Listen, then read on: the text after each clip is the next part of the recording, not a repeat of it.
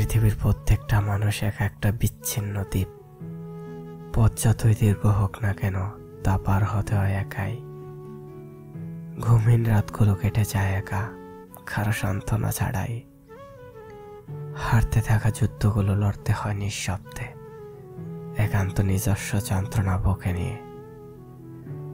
দিন শেষে আলো আধারির ফুটপাতে বসে মানুষ ভাবতে থাকে কি অদ্ভুত অস্বস্তিকর অনুভূতির কথা।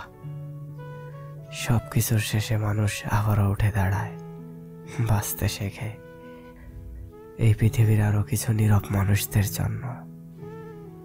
কারণ একাকিত্ব কোনো অভিশাপ নয়, একাকিত্ব আসলে এক ধরনের ব্র্যান্ড। কারণ একাকিত্ব একা বাঁচে না, একাকিত্ব বাঁচে একা মানুষদের নিয়ে।